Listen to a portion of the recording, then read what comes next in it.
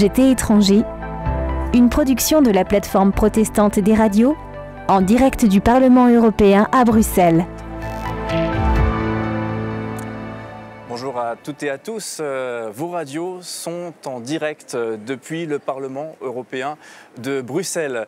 C'est inédit et c'est un très beau projet qu'on va partager avec vous durant toute cette journée, de 9h à 11h ce matin, puis tout à l'heure de 13h à 15h. Une thématique du jour aujourd'hui, à savoir celle de la migration et bien sûr des thématiques que nous allons explorer avec toute une série d'invités. Vous nous suivez donc un petit peu partout en France, en Alsace sur le 90.7 à Strasbourg, grille ouverte à Alès sur le 88.2 et on est très heureux d'être avec vous tous.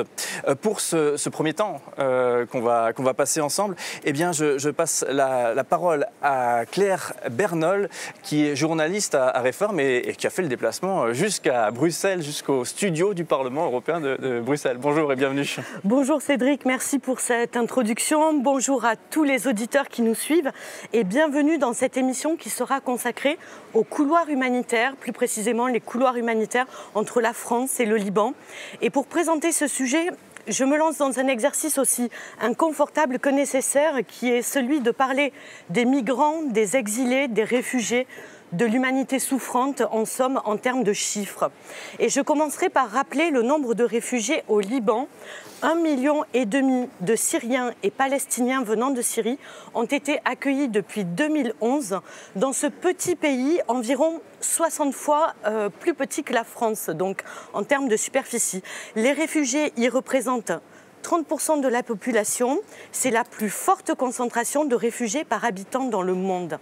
Alors certes, en France, le nombre de personnes bénéficiant d'un titre de séjour pour des motifs humanitaires est au plus haut depuis 10 ans, mais il reste faible en comparaison avec d'autres pays européens. Alors, crise migratoire ou crise de la solidarité, nous allons en parler à travers l'exemple de ces couloirs humanitaires avec mes 3 invités. Sylvie Guillaume, bonjour. Bonjour. Vous êtes députée européenne, membre du groupe de l'Alliance progressiste des socialistes et démocrates au Parlement européen et membre de la Commission des libertés civiles, de la justice et des affaires intérieures. François Claveroli, bonjour. Bonjour. Vous êtes pasteur et président de la Fédération protestante de France. Je rappelle que la FPF, Fédération protestante de France, est signataire du protocole qui met en place ces couloirs humanitaires. L'un des signataires en tout cas. Et enfin, bienvenue à vous, Guillaume Mante. Vous êtes coordinateur du programme d'accueil de l'étranger pour la Fédération de l'entraide protestante, FEP. La FEP est également signataire du protocole, toujours entre autres partenaires, pour les couloirs humanitaires. Merci à tous les 3 d'avoir accepté l'invitation sur ce plateau. Et je commencerai par une question que je vous adresse à vous, Guillaume Mante. Pourrait-on commencer par rappeler en quoi consistent les couloirs humanitaires entre la France et le Liban? Pouvez-vous nous éclairer? Bonjour. Vous parlez en introduction de cette question autour de l'accueil, crise finalement de l'accueil ou crise des réfugiés. Et les couloirs humanitaires, je pense, sont un début de réponse à cette question. Les couloirs humanitaires naissent avant tout d'une initiative de citoyens, de paroissiens engagés qui se sont tournés vers leurs églises, vers leurs institutions, vers la FPF, vers la FEP, pour dire voilà, il y a une crise en ce moment, avec beaucoup de personnes qui fuient la Syrie et l'Irak, qui fuient des persécutions, des massacres, qui vivent dans des conditions de précarité extrême, qui sont réfugiés dans des pays qui accueillent déjà énormément de réfugiés, comme vous le rappeliez en introduction. Comment peut-on se mobiliser pour les accueillir? Donc c'est vraiment un sursaut, un élan de l'accueil citoyen qui répond peut-être aussi à une crise de l'accueil des institutions à ce moment-là, en tout cas. C'est-à-dire, on est en 2013-2014 et la Fédération d'entraide protestante, la FPF, se mobilise pour aider ces personnes à accueillir des réfugiés venant de Syrie et d'Irak et leur permettant de venir sur le territoire français en demandant un visa D au titre de l'asile au consulat de France à Beyrouth et en étant hébergés par des collectifs citoyens. Donc c'est un projet qui s'est structuré, qui a fait l'objet d'un protocole d'accord en 2017 avec le ministère de l'Intérieur et le ministère des Affaires étrangères, qui a réglementé un petit peu l'octroi de ces visas et puis l'accueil en France par des collectifs citoyens accompagnés par la Fédération d'entraide protestante et ses membres à travers la France. Vous pouvez nous rappeler combien de personnes, combien de familles sont concernées par ce protocole, pour l'heure en tout cas? Le protocole prévoyait l'arrivée de 500 personnes au titre de l'asile qui étaient réfugiées au Liban. Et aujourd'hui, la FPF et leurs partenaires ont accueilli plus de 400 personnes. On s'attend à ce que dans le courant du premier trimestre 2020, on puisse atteindre ce chiffre de 500 personnes que l'on souhaitait accueillir dans le cadre de ce programme. Vous parliez de la FPF, la Fédération protestante de France, et de ses partenaires, comme la Fédération de l'entraide protestante. Il y a également des partenaires catholiques, comme le Secours populaire Caritas, Sant'Egidio, la communauté Sant'Egidio également. Pour ce qui est de la Fédération protestante de France, François Claveroli, qu'est-ce qui a motivé le soutien qui a été apporté à ce dispositif ? Alors peut-être rappeler en 2 mots l'origine de ce projet du couloir humanitaire, c'est la communauté Sant'Egidio, une communauté catholique très connue maintenant, qui a lancé ce travail en Italie d'abord avec les partenaires catholiques et protestants d'Italie et qui a dupliqué ce travail en France. Et donc nous avons été sollicités. C'est comme ça que ça s'est passé. Nous avons de très bonnes relations avec Sant'Egidio depuis de longues années. Et la Fédération protestante Sant'Egidio, le Secours catholique, la FEP sont donc les signataires de ce protocole. Et c'est ainsi que les choses se sont mises en place. Et c'est vrai que le ministère de l'Intérieur, le ministère des Affaires étrangères ont réagi très positivement à l'époque. C'est Bernard Cazeneuve qui a, j'allais dire à la seconde, dit banco, on le fait, avec un soutien officiel et puis un lien direct, comme on le disait à l'instant, avec le consulat de Beyrouth qui facilite les choses, avec Air France qui facilite aussi les transports et puis donc les collectifs d'associations qui accueillent dans un accueil intégral et inconditionnel en France. Tout à fait. Et pour ce qui est du soutien de la Fédération protestante de France, est-ce qu'il y a eu une motivation particulière? Est-ce que les protestants sont particulièrement motivés parmi les citoyens pour s'engager? Oui, il y a d'abord l'histoire du protestantisme en France, qui est voilà, une espèce de disque dur de la pensée sur la thématique de l'accueil de l'autre, de l'étranger, de l'exil. Le protestantisme a toujours été très sensible à ces questions-là. Et puis plus récemment, avec la crise syrienne, dès 2012, nous nous sommes investis dans ces sujets, dans le plaidoyer auprès des gouvernements et puis dans l'action avec la FEP notamment, qui déjà à l'époque était sensible à ces choses-là. Et puis enfin, la Fédération a diffusé cette préoccupation auprès de ses membres, c'est-à-dire les églises, les œuvres, les fondations, les associations, les diaconats, et puis les personnes, les collectifs de personnes, parce que ce sont des familles qui accueillent, donc ce sont des personnes de chair et d'os qui s'engagent sur la longue durée à l'accueil de réfugiés. Alors ici, il faut préciser, ce sont des réfugiés bien spécifiques, ce sont ceux qui sont conformes à ce qu'on appelle les critères de l'ONU concernant leur définition, c'est-à-dire des réfugiés vulnérables, des victimes de bombardements, des personnes malades qu'on ne peut pas soigner sur place, des orphelins, des personnes blessées, handicapées, ou des personnes isolées ou persécutées pour des raisons religieuses ou d'orientation sexuelle. Et il se trouve que dans le panel des personnes que nous avons reçues, nous avons eu tous ces cas de figure. Est-ce que la religion, toutefois, entre en ligne de compte dans les critères qui définissent la notion de personnes vulnérables ? Alors, non, c'est-à-dire que, sauf si ce sont des personnes qui sont persécutées pour des raisons religieuses. D'accord. Voilà, exactement. C'est-à-dire que ce n'est pas du tout un critère de sélection des personnes. Par contre, certaines personnes peuvent être effectivement persécutées pour des motifs religieux. Et à ce moment-là, elles rentrent effectivement complètement dans les critères du programme. Est-ce que cette notion de personnes vulnérables, elle transcende en quelque sorte, si je puis dire, la distinction entre migrants économiques, réfugiés politiques, quelque part d'un côté les bons et les moins bons, une distinction qui revient sans cesse dans les débats. Peut-être Sylvie Guillaume, si on peut vous entendre sur ce point. Oui, alors je suis contente qu'on puisse aborder ce point sous cet angle effectivement de la vulnérabilité qui est une des dimensions qui est prise en compte au sein des institutions européennes et singulièrement au sein du Parlement européen.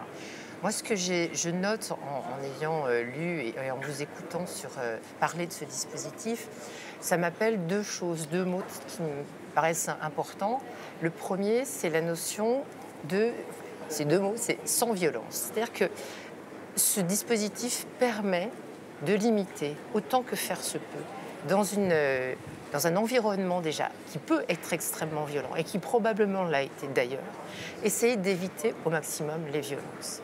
Et quand on parle de migration, quand on parle de parcours migratoire, quand on parle de parcours d'asile, souvent cette question de la violence est extrêmement forte. Et donc, créer quelque chose qui limite au maximum la violence du trajet, la violence du déracinement, la violence de l'installation, est évidemment quelque chose qui apparaît comme essentiel. Le deuxième mot qui me semble important aussi, c'est la notion de contrat. Parce que ce que vous décrivez est un contrat passé avec cela. On y reviendra, oui, avec en effet. Français.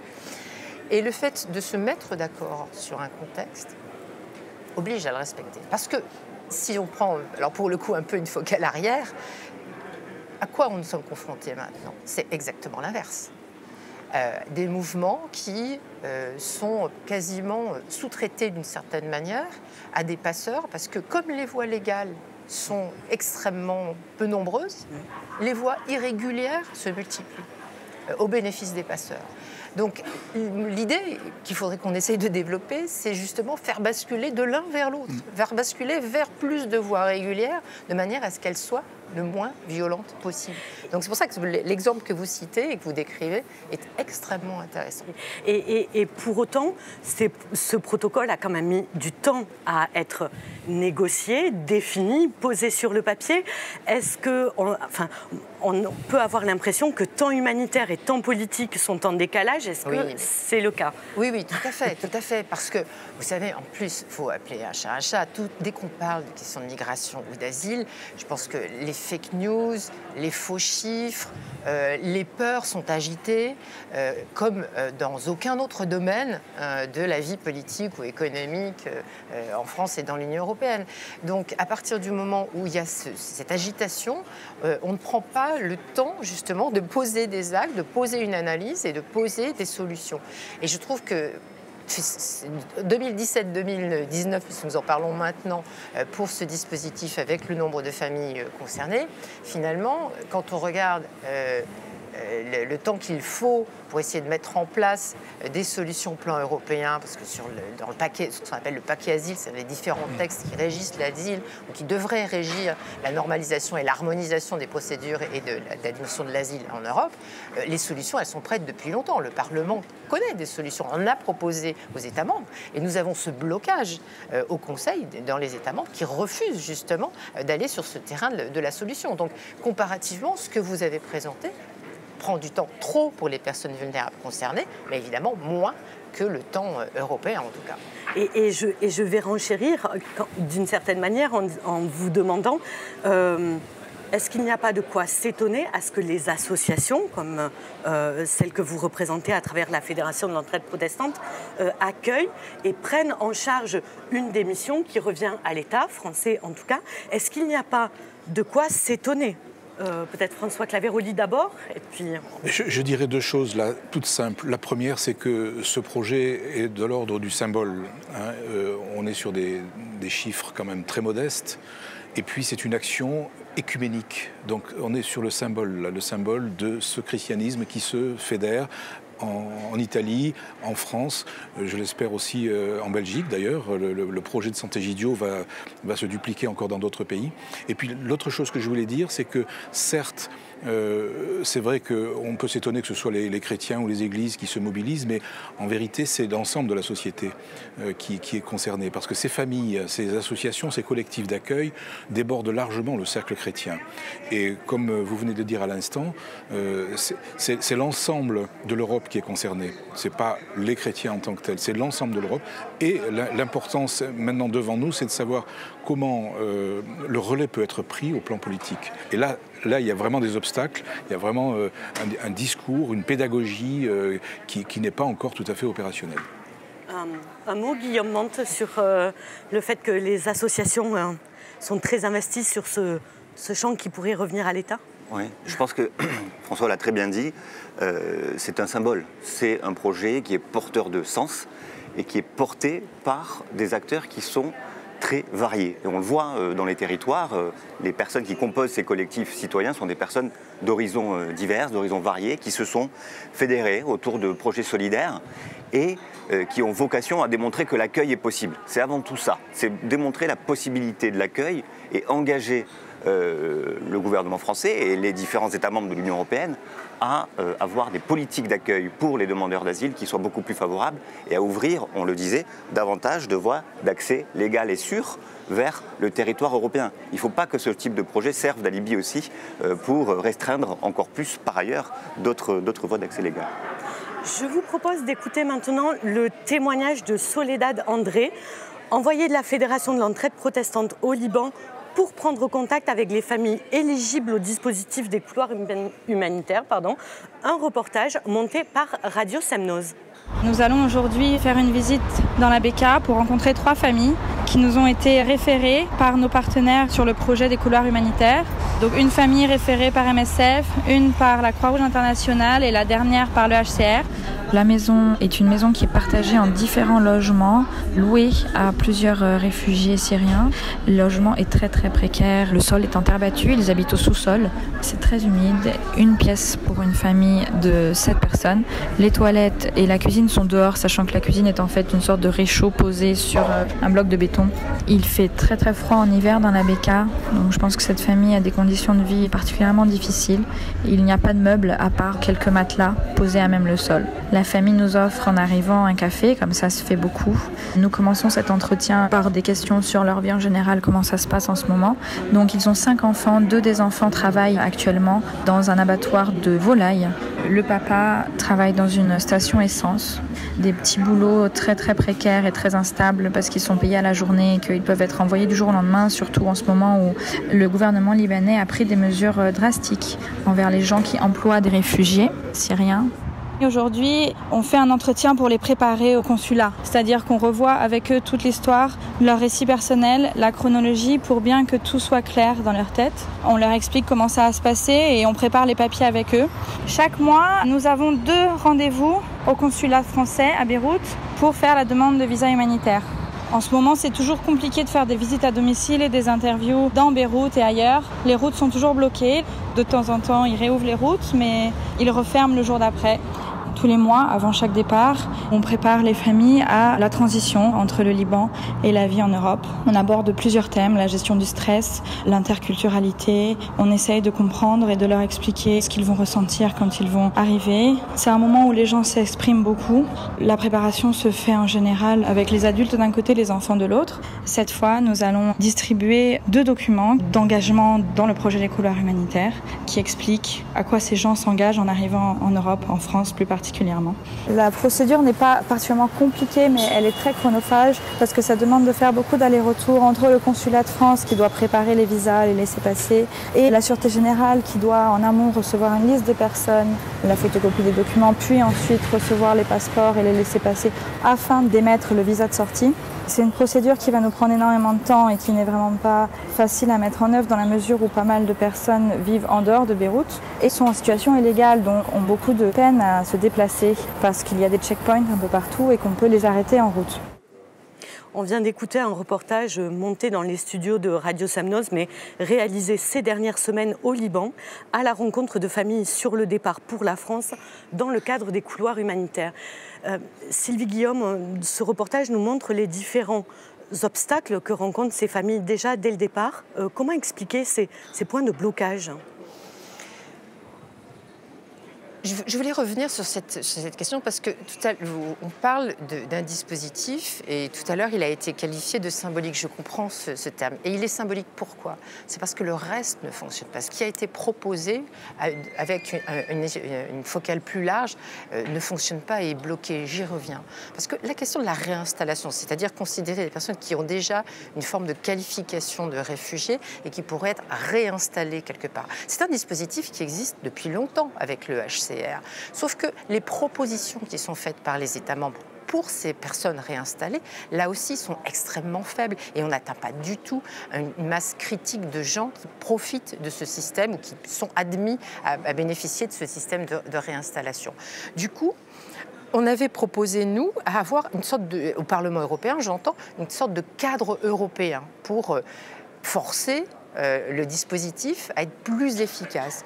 Mais là aussi, même ces besoins qui étaient à l'échelle de l'Europe, à hauteur de 25% des besoins mondiaux, qui pourraient donc pu considérer environ 250 000 personnes, là aussi sont complètement en dessous de la réalité.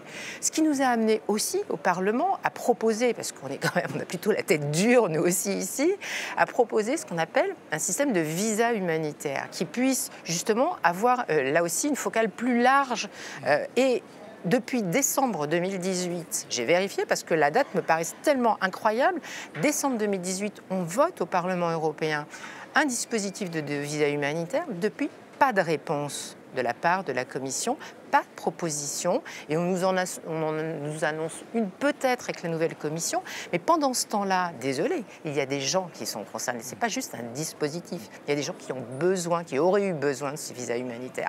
Donc voilà, vous parlez tout à l'heure du temps européen et du temps des personnes, voilà un exemple malheureusement de cette distorsion du temps.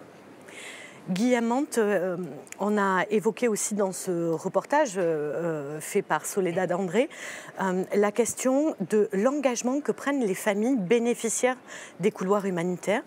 De quel ordre sont ces engagements? Alors, je voulais peut-être juste revenir sur cette question du temps, si vous le permettez, qui je pense est très importante.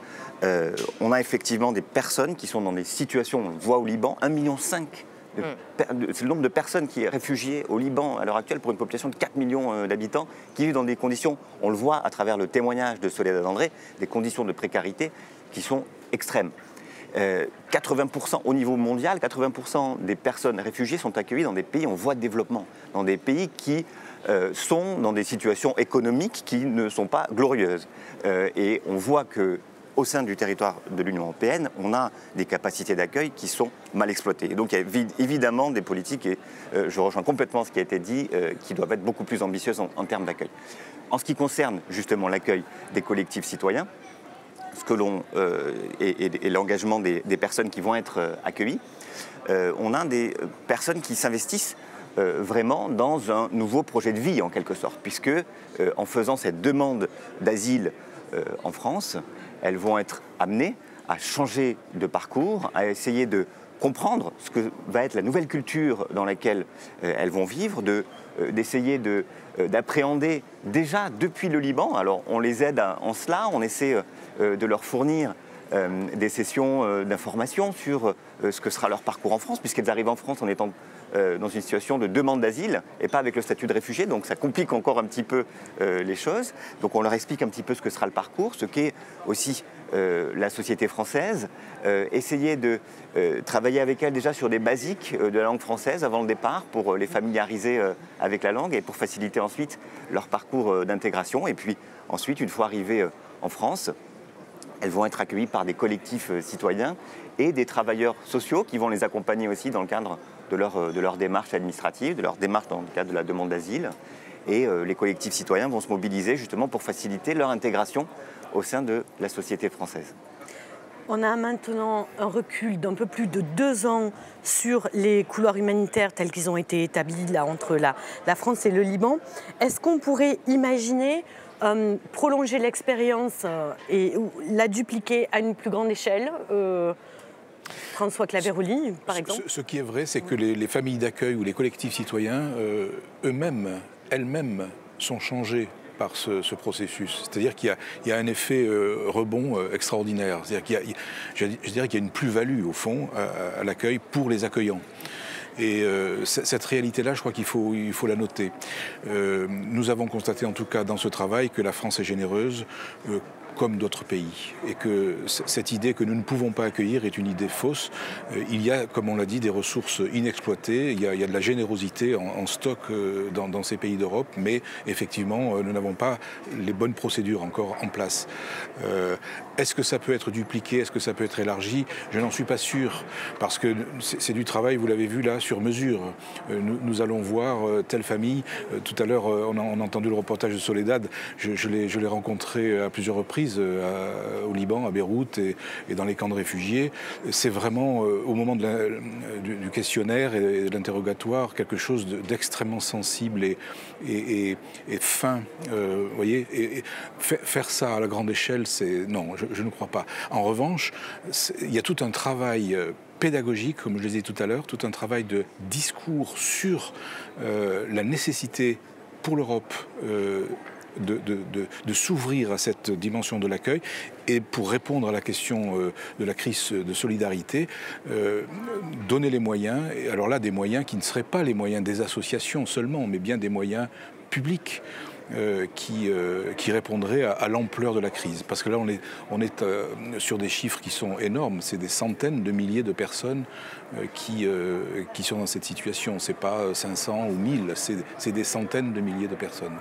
Et tout de même, je ne peux pas m'empêcher de souligner que le nombre de migrants accueillis est très inégal selon les pays, y compris les pays d'Europe. Quelques chiffres, 1,1 million de demandeurs d'asile en Allemagne. C'est le pays d'Europe qui a accueilli le plus. Comme vous le rappeliez, Guillaume Mante, les pays en voie de développement sont les premiers quand même à également faire face à ces vagues migratoires, avec au Soudan 3,7 millions et au Pakistan 1,4 million. C'est quelques chiffres que je prends qui donnent simplement une idée peut-être un peu parcellaire de la situation, mais qui montrent les grands écarts qu'il y a entre les pays.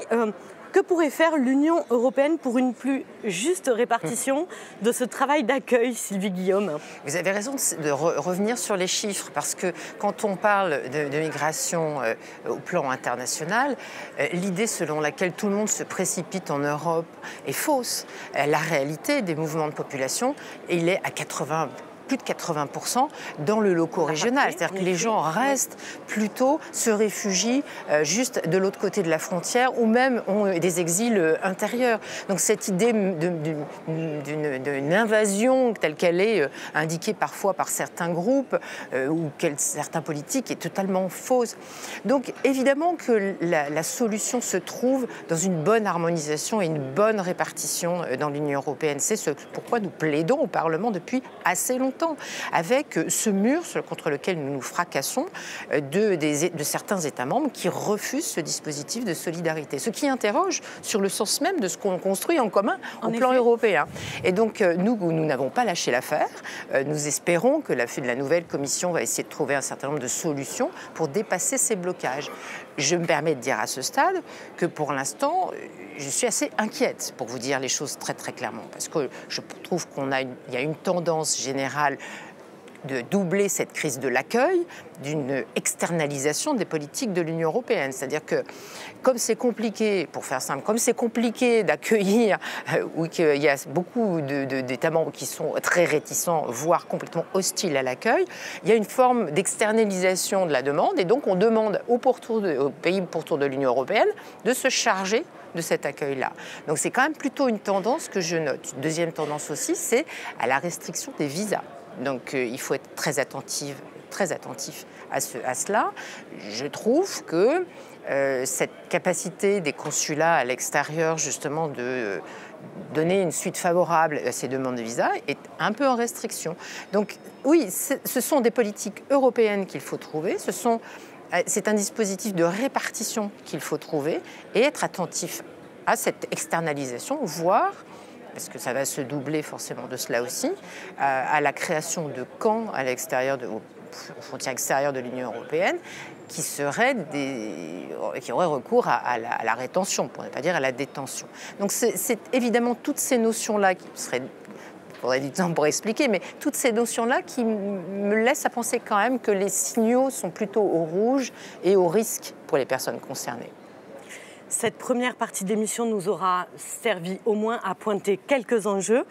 Je vous remercie, Sylvie Guillaume, d'avoir été avec nous. Je sais que vous devez nous quitter. Vos devoirs de députée européenne vous appellent.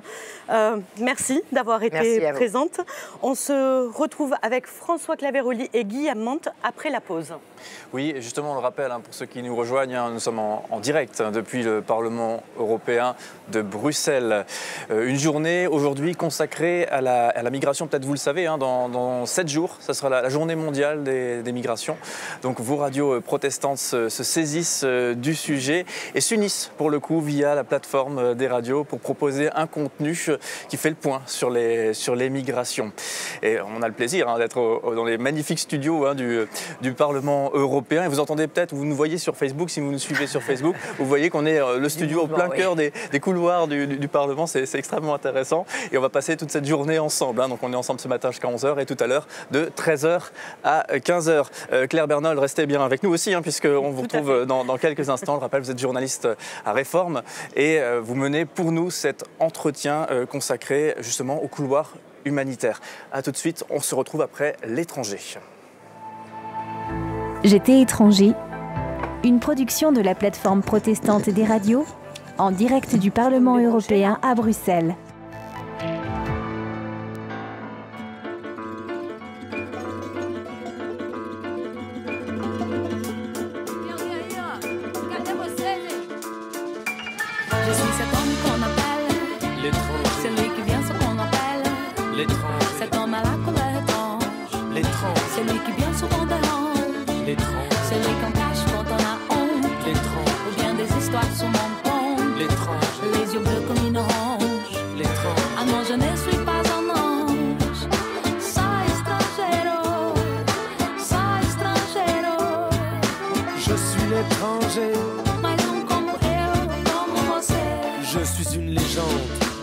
Comme le monde, cela fait bien des siècles que mon nom est à la mode, célébré par Camus, Zola, Homère et Prévert. J'habite vos fantasmes et je peuple votre terre.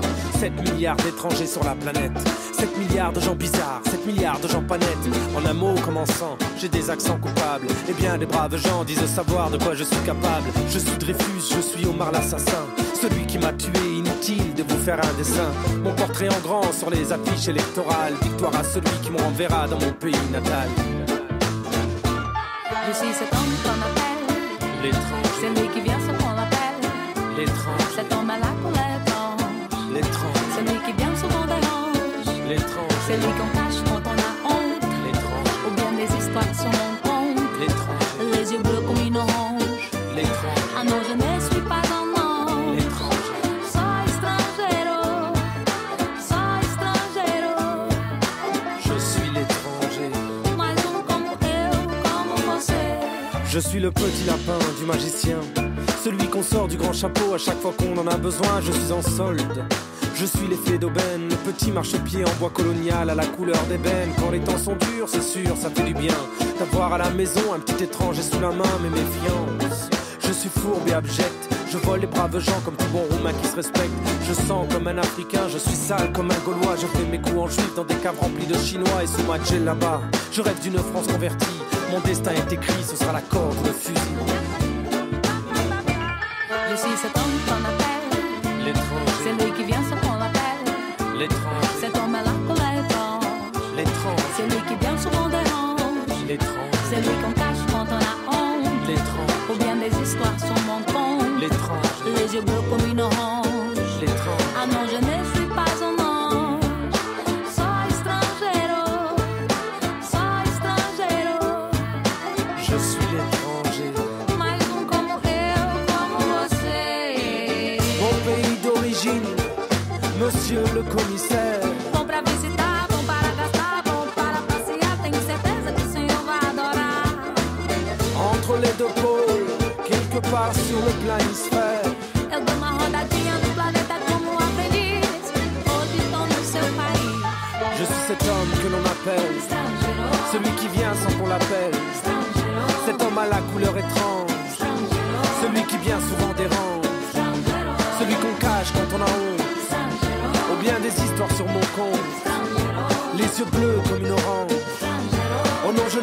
pas un ange.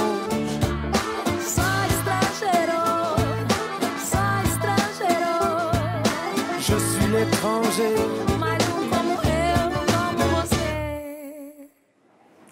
On vient d'écouter HK et les Saltimbanques avec une chanson intitulée L'étranger. Et on retrouve nos invités, François Claveroli, pasteur et président de la Fédération protestante de France, Guillaume Mante, coordinateur de projet à la Fédération de l'entraide protestante de France. Nous sommes en direct de Bruxelles avec la plateforme protestante des radios. Alors qu'on s'apprête à poursuivre ce plateau sur les couloirs humanitaires, c'est une chanson qui en dit long en peu de mots à travers son refrain. Je suis cet homme que l'on appelle l'étranger, celui qui vient sans qu'on l'appelle l'étranger. Pas toujours facile d'accueillir celui qui s'invite à la maison. Est-ce que ça vous fait réagir? Qu'est-ce que ça vous inspire? Ah mais c'est la réalité de ce que vivent les familles d'accueil, hein, et c'est la réalité aussi de ce que vivent les étrangers qui arrivent. Ils se présentent comme tels, avec leur langue, leurs hésitations, leur énervement parfois devant l'inconnu. Et c'est cette osmose un peu bizarre, enfin cette espèce d'alchimie bizarre entre l'hôte et l'hôte, parce qu'en français il y a un jeu de mots extraordinaire, là, avec un mot qui veut dire à la fois celui qui accueille et celui qui est accueilli, et où l'étranger devient le sujet et non plus l'objet. Hein. Il devient le sujet d'une nouvelle vie pour lui-même et pour ceux qui les accueillent. Guillaume, une réaction aussi sur cette notion d'hôte, d'étranger, d'accueillant, d'accueilli? Je pense que l'étranger, c'est à la fois celui qui accueille et celui qui est accueilli, évidemment. C'est cette ambiguïté parce que, on le voit bien, cet échange qui se produit dans le cadre de ce programme, entre les collectifs d'accueil et les personnes réfugiées, c'est un échange qui va dans les deux sens. Et chacun apprend au moins autant. Et je pense que le collectif d'accueil et les personnes qui le composent sont complètement étrangères à la culture d'origine de la personne qui est accueillie. Et pour les collectifs d'accueil, effectivement, le réfugié est aussi cette personne étrangère. La Fédération de l'entraide protestante a édité un livret pratique en vue de préparer l'accueil des personnes en situation d'exil. Est-ce que ça veut dire que là aussi, il y a un protocole en quelque sorte, ou en tout cas quelque chose qui n'est pas tout à fait qu'intuitif dans l'accueil? Oui, évidemment, il est important de le rappeler parce que les personnes qui s'engagent dans cet accueil, qui constituent ces collectifs, ont énormément de courage et puis aussi s'engagent dans un processus qui est long, qui est complexe, puisque les personnes arrivent en situation de demande d'asile, donc doivent effectuer une demande d'asile auprès de l'OFPRA, l'Office français pour la protection des réfugiés et des apatrides, qui dure souvent plusieurs mois, qui est assez complexe. Ils doivent aussi expliquer leur récit de vie, ce qu'on appelle leur récit de vie, c'est-à-dire les événements qui les ont poussés à fuir leur pays. Donc c'est aussi des moments qui sont difficiles pour les personnes qui ont fui leur pays, que ce moment où elles doivent expliciter les raisons qui les ont poussées à fuir, et donc détailler finalement certaines fois les persécutions dont elles ont été victimes. On taxe fréquemment d'angélisme ceux qui prônent l'accueil. Qu'est-ce que nous pourrions répondre, par exemple, François Claveroli? Alors ça, c'est une très bonne question. Toutes les autres aussi, mais celle-là en particulier. Parce que c'est vraiment l'argument qu'on entend souvent, disant, au fond, vous les chrétiens, ou vous les accueillants, chrétiens ou pas, vous êtes un peu angéliques, vous n'avez pas les pieds sur terre, vous n'avez rien compris à la gravité de la situation, vous rêvez, etc. Or, c'est précisément l'inverse. Il n'y a pas plus réaliste que la posture de l'accueillant. Il n'y a pas plus réaliste que l'engagement. Tout à l'heure, on parlait de courage. Je ne voudrais pas mettre la barre trop haut parce que sinon, on va décourager. Mais précisément, ce courage est à la portée de tous. Alors évidemment, il y a un protocole, il y a des processus, il y a des méthodes. On est accompagné. Les personnes qui accueillent ne sont pas seules. Mais je peux, moi, donner des exemples vraiment magnifiques de ces résultats. C'est-à-dire que depuis la signature de ce protocole, nous n'avons eu pratiquement aucun retour négatif. À la fois des accueillis, ça c'est évident, mais aussi des accueillants. Avec des miracles, des petits miracles, des enfants qui se mettent à parler la langue française en quelques semaines, quelques mois, des personnes qui étaient très hésitantes devant cet engagement qu'ils avaient pris, qui se disaient mais on s'est engagé à quoi exactement, et qui sont reconnaissantes pour tout ce qu'elles ont reçu dans ce processus d'accueil. C'est cet échange-là qui est, alors je disais le mot tout à l'heure symbolique, mais au sens le plus étymologique du terme. Vous savez, le symbole, c'est ce moment où on rejoint entre deux personnes étrangères qui ne se connaissent pas, on rejoint deux morceaux d'un même objet et qui s'emboîtent. Et c'est ce qui se passe avec tout d'un coup un enfant qui dit les premiers mots qu'il apprend en arrivant à l'aéroport à Roissy, Paris, merci.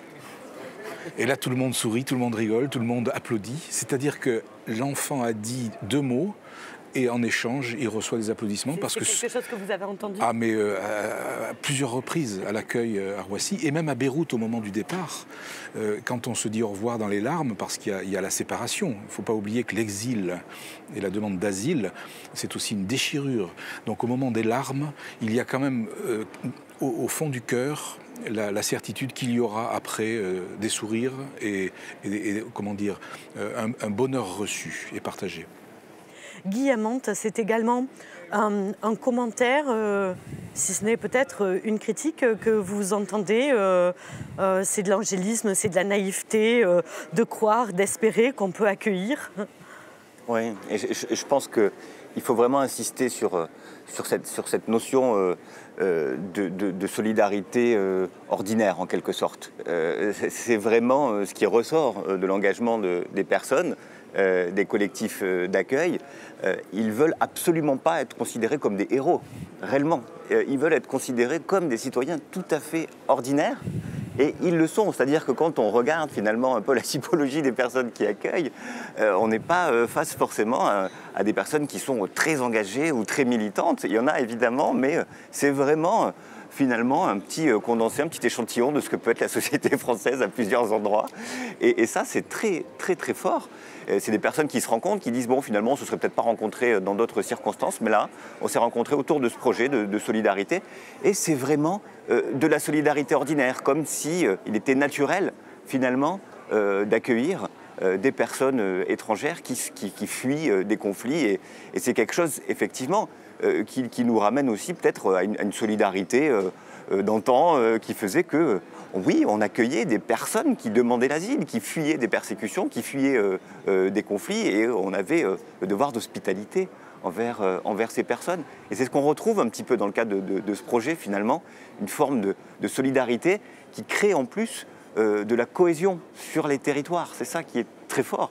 C'est-à-dire que, on le disait, c'est quelque chose qui apporte à la fois aux personnes accueillies, aux personnes qui accueillent, mais au-delà de ça, à la société. Et on le voit, et on nous le dit, finalement, ces projets, la fédération de ces personnes en collectif crée aussi une cohésion sur le territoire autour de projets de solidarité.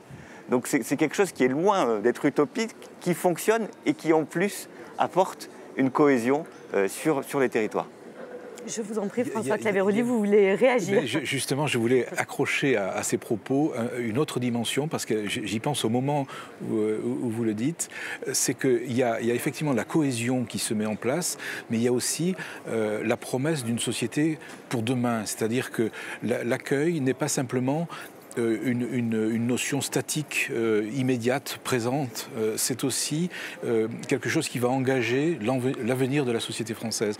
Et donc, c'est pour ça que je parlais des enfants tout à l'heure, mais votre propos m'y fait vraiment penser maintenant. Ces enfants vont être scolarisés immédiatement. Dès qu'ils arrivent, c'est prioritaire, c'est dans le contrat de la Convention. Ils vont être scolarisés, ils vont apprendre le français, ils vont être peut-être tête de classe ou dernier de la classe, mais en tout cas, ils seront scolarisés, élèves, ensuite étudiants, et ils vont fabriquer la société de demain. C'est cela aussi que je voulais dire, parce qu'en réalité, lorsque nous regardons l'histoire de nos propres villages, de nos propres villes, de nos propres familles, nous nous rendons compte assez vite qu'en réalité, ça a toujours été comme ça. C'est toujours un étranger qui est arrivé dans la famille ou dans le village ou dans la ville et qui a fabriqué, au fond, cette société dans laquelle nous vivons aujourd'hui. Donc voilà, c'est la promesse d'un monde en construction et solidaire. Le premier pas la première étape de cet accueil sur le sol français, c'est évidemment quand on pose les pieds sur le tarmac à la sortie de l'avion. Je vous propose de nous transporter à l'aéroport de Roissy-Charles de Gaulle près de Paris à travers un reportage de Laurie Chamard qui est venue y rencontrer des familles arrivées du Liban par couloir humanitaire. Donc c'est un reportage qu'elle a réalisé pour Fréquence Protestante.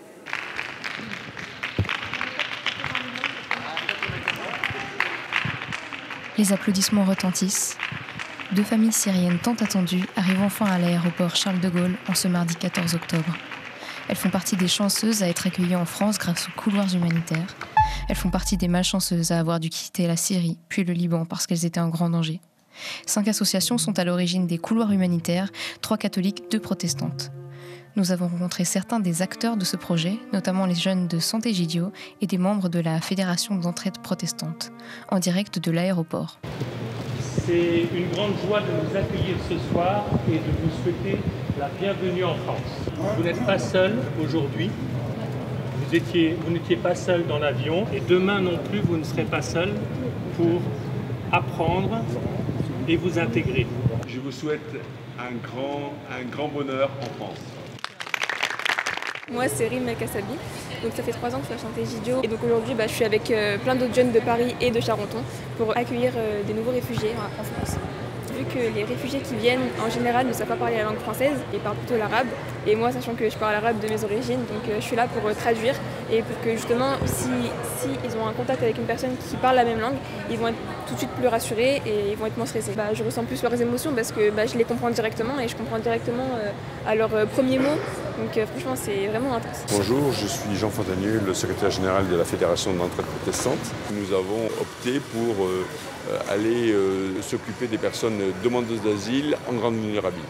La conviction, c'est qu'il y a une forme de fraternité mondiale. La question de l'hospitalité, c'est dans la ligne droite pour le coup de l'évangile. C'est-à-dire que notre regard sur l'autre, c'est de l'accueillir chez soi. Le Christ l'a dit et l'a montré et l'a fait. Cette idée d'accueillir les plus petits, les plus faibles, c'est quelque part un engagement ou un projet qui porte beaucoup de sens. Elle s'appelle Abir. Elle est contente d'être arrivée saine et sauf en France. Une nouvelle vie qui commence ici. Nous continuons à dire à l'État, c'est votre job de faire de l'accueil des réfugiés, des demandeurs d'asile. Mais nous essayons de donner une dimension supplémentaire, c'est-à-dire pour ceux qui sont les exclus des exclus, nous les prenons en charge. Notre responsabilité de citoyens, de citoyens du monde, c'est aussi de les accueillir, d'accueillir ceux dont personne ne veut. Laurie Chamard pour Fréquence Protestante. C'était un reportage réalisé à l'aéroport de Roissy-Charles de Gaulle, donc par Laurie Chamard, pour Fréquence Protestante, et on sent que l'émotion est palpable. François Claveroli, Guillaume Mante, vous avez assisté à certaines de ces arrivées. Quels souvenirs en gardez-vous, Guillaume Mante, en premier peut-être?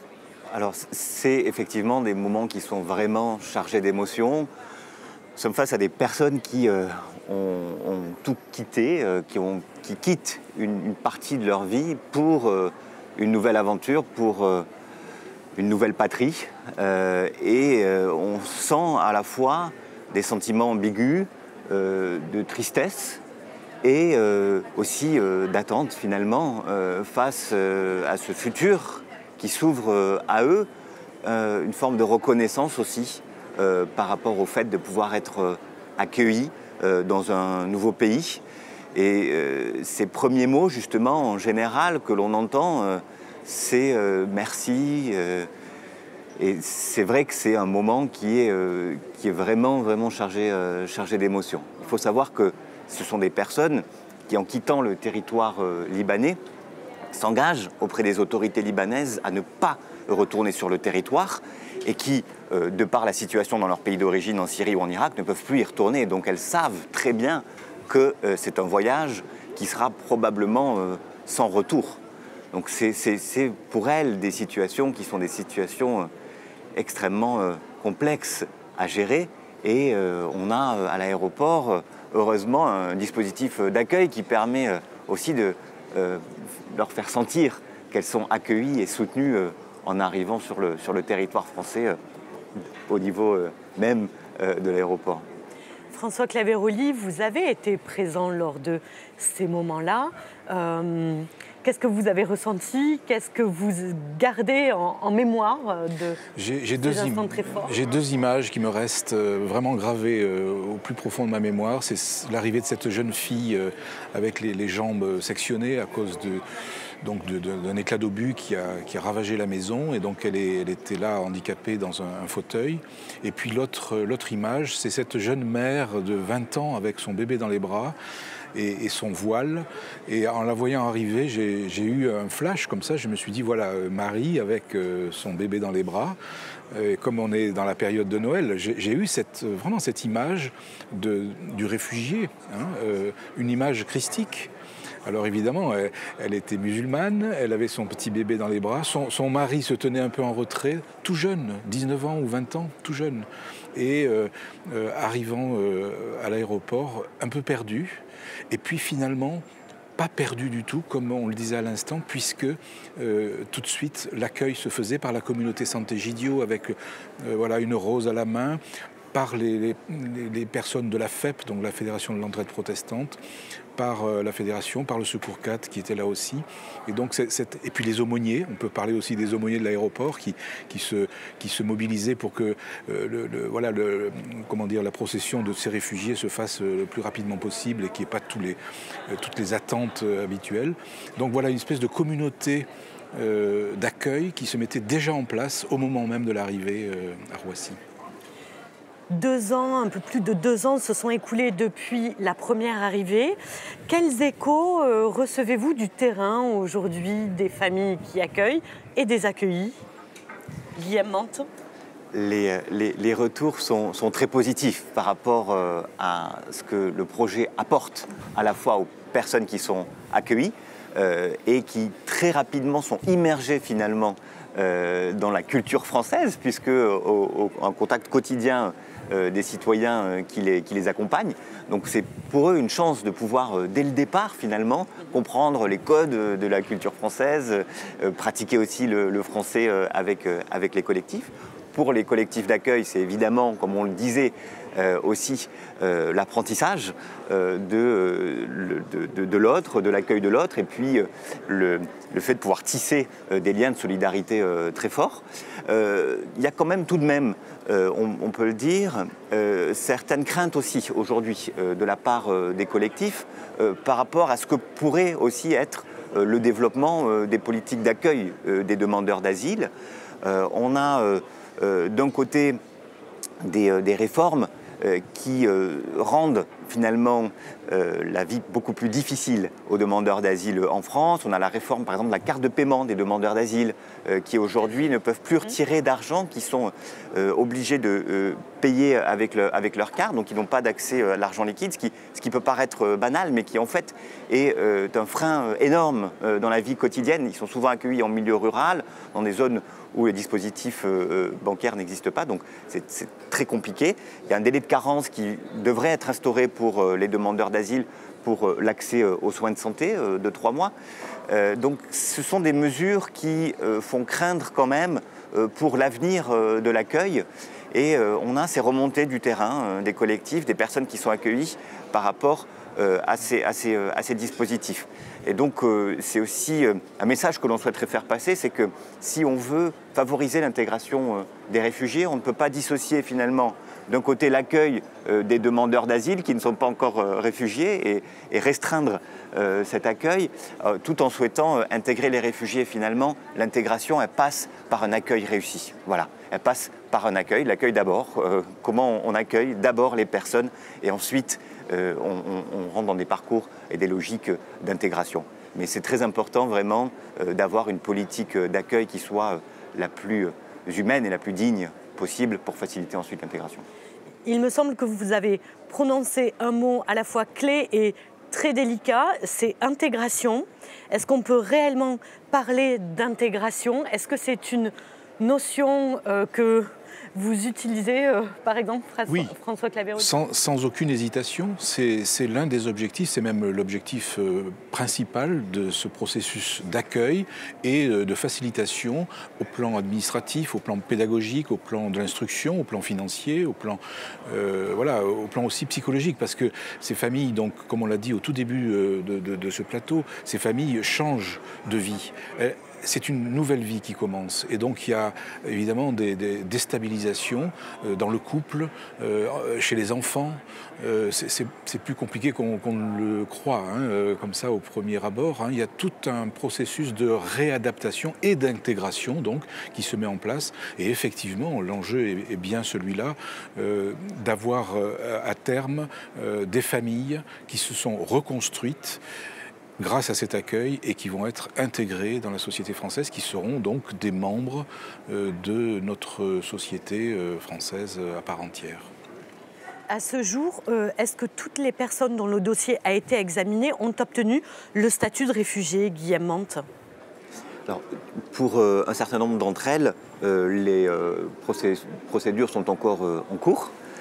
Donc ce n'est pas l'ensemble, mais elles ont vocation effectivement à obtenir la protection internationale, même si aujourd'hui certains dossiers sont encore en cours. On a normalement, dans le cadre du protocole que l'on a signé, un délai de 3 mois maximum qui est garanti par l'OFPRA pour les traités, qui n'est pas forcément toujours respecté malheureusement. Et ça s'explique aussi par l'engorgement des dossiers traités par l'OFPRA. Mais c'est vrai que c'est quelque chose qui fait peser un petit peu plus finalement de responsabilité et dans l'accueil des citoyens, parce que ça prolonge finalement l'accueil des personnes qui n'ont pas encore le statut de réfugié, la protection internationale, et qui testent encore plus finalement, je dirais, la solidarité des citoyens qui sont engagés dans le projet. Ces couloirs humanitaires ont été mis en place en France, on l'a vu, on vient d'en parler. Ils existent également en Italie, en Belgique. Est-ce que, François Claverolli, vous êtes en lien avec d'autres instances protestantes dans ces pays-là? Comment ça se passe? Avec la Fédération protestante d'Italie, bien évidemment, puisque c'est là que ça a commencé. D'ailleurs, on pourrait dire que programmatiquement, cette affaire-là est écuménique. Et c'est vrai que les catholiques et les protestants ont toujours collaboré là. En Belgique, les choses sont en train de se faire. Mais je reviens aussi à ce que je disais tout à l'heure. Nous sommes là sur des projets humbles et très limités, à la fois dans le nombre et dans le temps. Il ne faudrait pas que, si vous voulez, ce type d'initiative cache l'immensité du problème, qui est quand même celui qui concerne des centaines de milliers de personnes qui demandent en fait un asile. Et donc voilà, c'est une alerte si vous voulez. Et peut-être, moi je pourrais parler de ce mot de vigie, le protestantisme dans ses actions avec Sant'Egidio et d'autres, et la FEP, sont vigies. C'est-à-dire qu'elles regardent ce qui advient et elles alertent sur les nécessités de changer de politique et d'être vraiment solidaires, beaucoup plus que ça n'est le cas aujourd'hui. Je vous remercie, François Claverolli, Guillaume Mante. Nous avons essayé de porter une parole à la fois lucide et pleine d'espérance sur ce sujet. Nous terminons, puisque c'est la plateforme protestante des radios. Je m'autorise une citation biblique et je vous propose de terminer sur ce message. Persévérez dans l'amour fraternel, n'oubliez pas l'hospitalité, car grâce à elle, certains, sans le savoir, ont accueilli des anges.